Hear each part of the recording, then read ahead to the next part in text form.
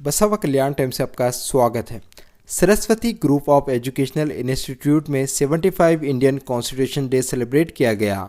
इस प्रोग्राम में पंचाक्षरी स्वामी जी उर्लिंग पेद्दीमठ बेलूर, दत्तात्रेय गौड़ा तहसीलदार बसवा कल्याण, Sanju Patil Narasimha Reddy गदलेगांव, Nityanand मंठालकर, Sikandar Shinde, Shekhar Phule, Gautam Jate, Suryakant Rajule, principal Saraswati degree college, Ziauddin sir, Prithviraj Patil, Sagar Rajule, Vijay Kumar Dange के अलावा कॉलेज का स्टाफ और स्टूडेंट्स मौजूद रहे।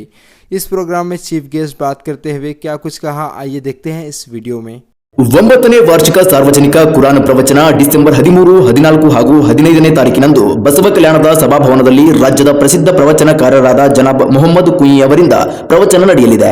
ಆತ್ಮೀಯರೇ, ತಾವು ಬನ್ನಿ, ತಮ್ಮವರನ್ನ ಕರೆತನ್ನಿ। ತಮಗೆಲ್ಲರಿಗೂ ಆತ್ಮೀಯ ಸ್ವಾಗತ। ना हम होते ना तुम होते, सरस्वती महाविद्यालय नहीं होता। इसका श्रेय जाता है भारतीय संविधान को। 140 करोड़ जनसंख्या वाली देश, अनेक धर्म के लोग, अनेक जात के लोग रहते हुए भी हमारे अंदर एकता है। इसका पूरा प्रो जाता है संविधान को। इतना बड़ा राष्ट्र आपस में प्रेम से रहते हैं। हमारे कबीरदास कहते हैं, पोती पड़े पड़े जगमोहा पंडित भयानक होए, ढाई अक्षर प्रेम का पड़े सो पंडित होए। वो प्रेम छिपा हुआ है हमारे संविधान में, वो प्रेम छिपा हुआ है।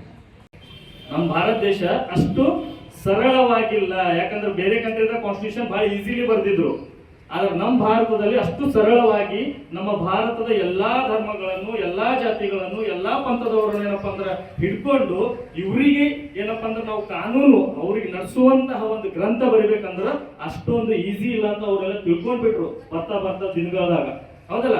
ನಾವೊಂದು ಮರಾಠಿದಾಗ ಒಂದು ಹಾಡನ್ನು ಬರ್ತದ, ಹಾಗೆ 2 ವರ್ಷ 11 ಮಹಿನೆ 18 ದಿವಸ, ಅದು ಹಾಡ ಕೇಳಿರ್ಬೋದು, ಬಹಳ ಜನ ಕೇಳಿರ್ಬೋದು, ಅಲ್ಲಿ ಎಲ್ಲ ಬರ್ತಾ ಇರ್ತದ। 2 ವರ್ಷ 11 ತಿಂಗಳು 18 ದಿವಸ ಏನಪ್ಪಾ ಅಂತಂದ್ರ ಬಾಬಾ ಸಾಹೇಬರು ಏನ್ ಕಷ್ಟ ಪಡ್ತಾ ಇದ್ರಲ್ಲ, ಆ ಕಷ್ಟದಾಗ ಎಲ್ಲರೂ ಕೈ ಬಿಟ್ಟು ಹೋದ್ರು। ಯಾಕಂತಂದ್ರ ನಾವು ನೋಡ್ತಾ ಇರ್ತೀವಿ, ಇಲ್ಲೇ ನಮ್ಮ ಬಸವ ಕಲ್ಯಾಣದ ಎಕ್ಸಾಂಪಲ್ ಹೇಳ್ತೀನಿ, ಪ್ರತಿ 30 ಕಿಲೋಮೀಟರ್ ನಮ್ದು ಭಾಷೆ ಚೇಂಜ್ ಆಗ್ತದ, ಕರೆಕ್ಟಾ? ನಮ್ದು ನೆಲ ಚೇಂಜ್ ಆಗ್ತದ, ಮಣ್ಣು ಚೇಂಜ್ ಆಗ್ತದ। ನಮ್ಮಲ್ಲಿ ಕೆಂಪು ಮಣ್ಣದ, ಇಲ್ಲೇ ಹರ್ಕೊಡ್ಕೋರಿ ಕರಿ ಮಣ್ಣದ। ಹರ್ಕೊಡಿ ಎಷ್ಟು ಕಿಲೋಮೀಟರ್ ಅದ? ಹಾಗೆ ಒಂದು 20-22 ಕಿಲೋಮೀಟರ್ ಇರಬಹುದು, ಕರೆಕ್ಟ್ ಅಲ್ಲ? ಇಲ್ಲೇ ಹುಲ್ಸೂರ್ಗೆ ಹೋಗ್ರಿ, ನೀರು ಚೇಂಜ್ ಅದ, ನೆಲ ಚೇಂಜ್ ಅದ, ಭಾಷೆ ಚೇಂಜ್ ಅದ, ಹೌದಿಲ್ಲ? ಜಾಗ್ರಫಿ ಚೇಂಜ್ ಅದ। ಪ್ರತಿಯೊಂದು ಹಂತದಾಗ ಅಲ್ಲಿಂದ ಪ್ರಾಕ್ಟೀಸಸ್ ಬೇರೆ, ಅಲ್ಲಿಂದ ಕಲ್ಚರ್ ಬೇರೆ, ನಮ್ದು ಕಲ್ಚರ್। ಆದ್ರೆ ಭಾರತ ಎಷ್ಟು ದೊಡ್ಡ ಡೈಮೆನ್ಷನ್ ಅದ, ಹೌದಲ್ಲ? ಇಷ್ಟು ದೊಡ್ಡ ಡೈಮೆನ್ಷನ್ ಏನಪ್ಪಾ ಅಂದ್ರೆ ಕಟ್ಟಬೇಕು, ಅವ್ರಿಗೆ ಏನಪ್ಪಾ ಅಂತಂದ್ರೆ ಒಂದು ಒಳ್ಳೆ ಏನಪ್ಪಾ ಅಂದ್ರೆ ಕಾನೂನಾತ್ಮಕ ಸಲಹೆಗಳು ಸಿಗುವಂತಹ ಒಂದು ಏನಪ್ಪಾ ಅಂದ್ರೆ ಗ್ರಂಥ ರೆಡಿ ಆಗ್ಬೇಕು ಅಂತಂದ್ರ ಎಷ್ಟು ಕಷ್ಟ ಇದಿರ್ಬೋದು। ಅದಕ್ಕೆ ಈ ಎಲ್ಲ ಕಷ್ಟಗಳಿಗೆ ಅಂಜ ಏನಪ್ಪಾ ಅಂತಂದ್ರ ಯಾವೊಬ್ಬ ಸದಸ್ಯರು ಬಾಬಾ ಸಾಹೇಬರ ಜೊತೆ ಬರಲಿಲ್ಲ।